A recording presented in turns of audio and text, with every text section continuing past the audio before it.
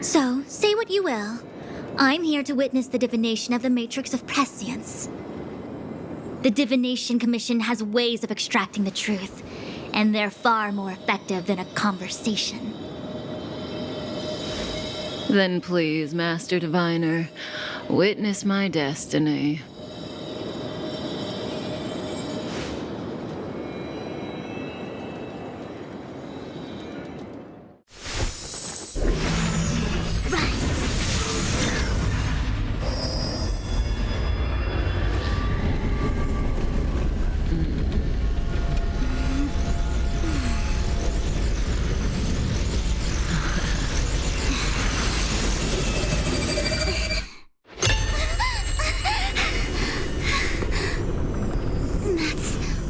Here? All for that? Well, not what you were expecting. I can't believe it. But the Matrix of Prescience cannot be wrong.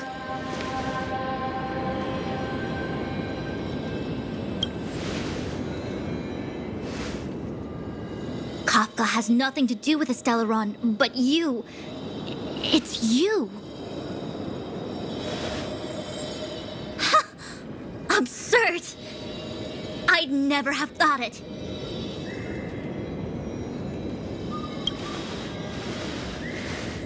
Ask her yourself. Take as long as you wish. I must report this to the General immediately. Please excuse me.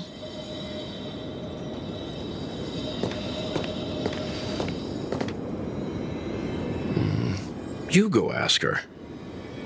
I know you still have many questions for Kafka yourself.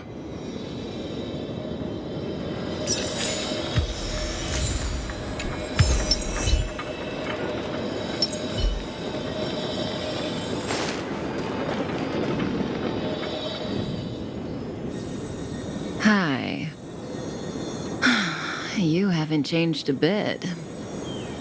I'm sorry you have to see me in such a sorry state. Fine, if you prefer. Not friends. I didn't talk to you on the train because I knew you and I would get to talk alone here. Worth waiting for, don't you think? You seem to have a lot to ask me. Elio said he foresaw 3 questions, but they would be the same in essence. If I were to hear one of them, I would then tell you the objective of this trip in all its detail. Since you asked one of the 3 questions, it means everything is going smoothly. Are you ready to hear my answer? Cienjo's Stellaron problem is not directly linked to us. But if you look at it from Elio's perspective, you can't say the Stellaron hunters are completely innocent. We foresaw all this long ago, but chose to remain indifferent until the time was right for us to get involved. Diviner Fu was surprised because she discovered 3 truths. 1. The Stellaron hunters are not enemies of the Cienjo. You know this now, though you refuse to believe it. 2. Someone else brought the Stellaron into the Cienjo and activated it.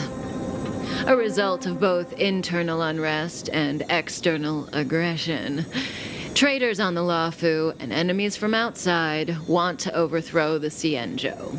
The Master Diviner is in a hurry to find the General, presumably to inform him of this fact. However, that's all the Master Diviner knows, because Elio withheld key pieces of information from me. He foresaw the Divination Commission using the Matrix of Prescience against me.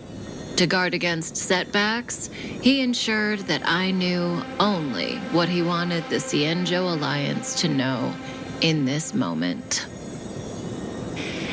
As for number 3, even in their wildest dreams, the Cienjo Alliance could never have guessed it. If the Stellaron hunters aren't the cause of all this, then why are Blady and I even here? We're here for you.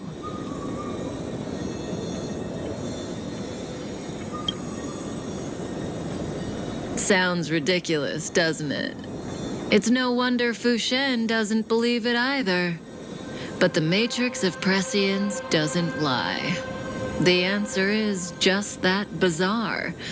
The Stellaron hunters appearing here, Blady getting arrested, me being lured to the Matrix of Prescience. It was all to bring you, the Astral Express crew, to the Cienjo. In the future that Elio chose, the power of the hunt is indispensable.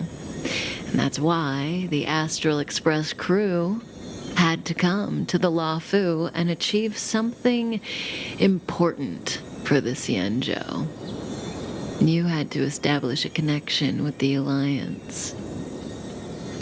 And that's why I had to trick you into coming here. I needed you to meet the Luofu's general in person and to help him resolve the Stellaron crisis. I needed the Alliance to owe you a favor. That way, in the future, at the most critical moment, the Cienjo will offer you their help. What do you think? Surprised? The notorious Stellaron hunters did all that just to make you a hero of the Cienjo?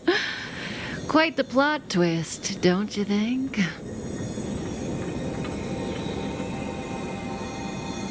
Like I said, Elio withheld key pieces of information from me. The future holds endless possibilities. Knowing the right thing at the wrong time could spoil all our hard work.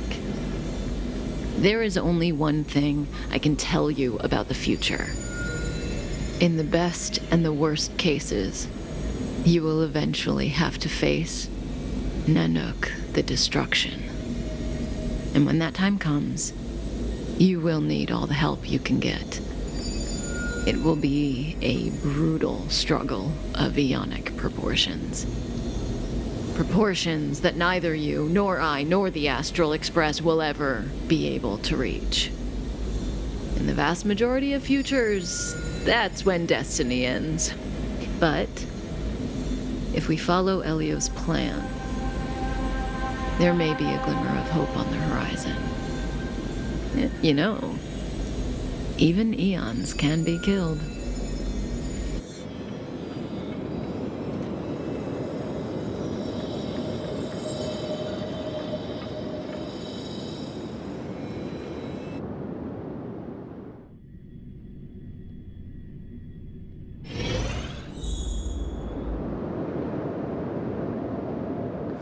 Hey, Lorcha, you didn't finish telling us about the propagation.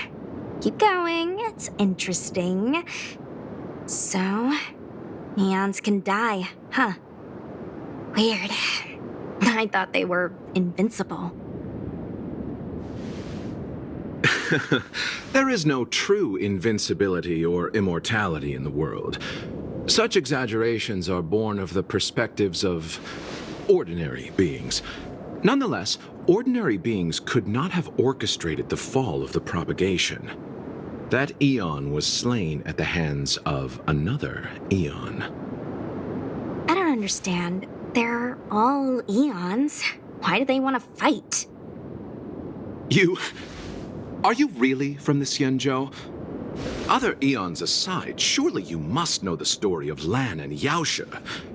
Isn't destroying the Eon Yaoshe the Alliance's cherished aim? Of course I know. Well, I know a little. My mom made me practice with swords all day. I didn't really go to school. In that case, let's just change the subject. If you don't know about the feud between the Hunt and the Abundance, I'm afraid there's just too much to explain. Fine. How's this for a subject? What's in the box? Oh, this one? It's a casket. more commonly known as a coffin. It's for containing the remains of the deceased. The deceased? Aren't you a merchant?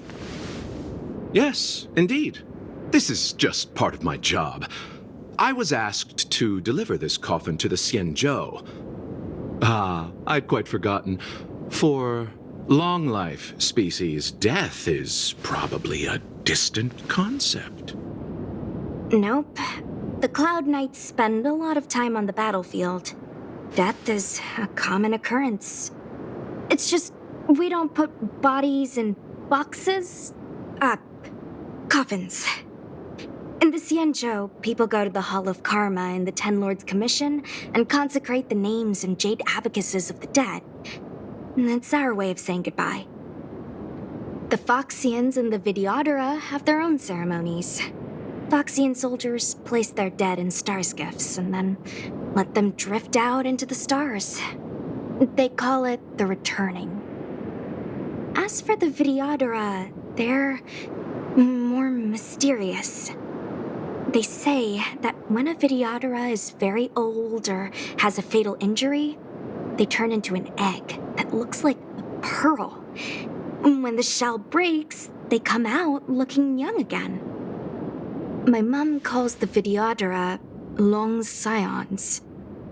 When I was young, she told me stories of how the Videodora could turn into dragons.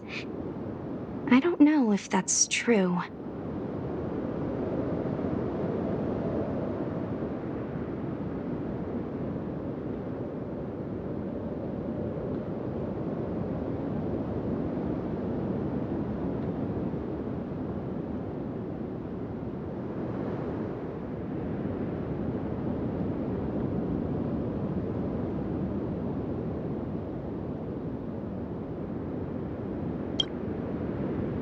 What do you know? Silent but deadly speaks. Your mother is right. The Videodora are long scions. They're descendants of the Eon of Permanent. The power was a rare inheritance, passed down only to those who could successfully complete numerous rites and challenges. For the inheritor, it was hard to say whether it was a blessing or a curse. I've heard the story of Long the Permanents and their descendants.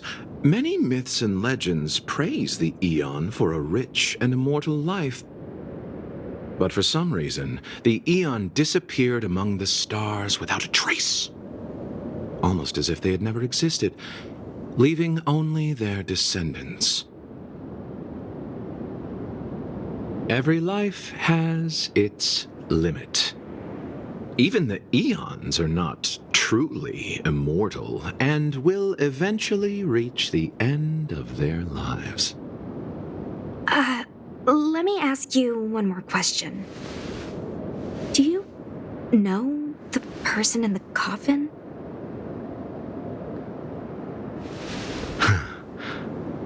Yes. A friend? No. So, a sweetheart? Miss, whatever gave you that impression? The individual in the coffin is neither friend nor relative. We met only once. By chance, I made someone a promise, and so I have to run this errand. Let's leave it at that, shall we? I think we've all had enough rest.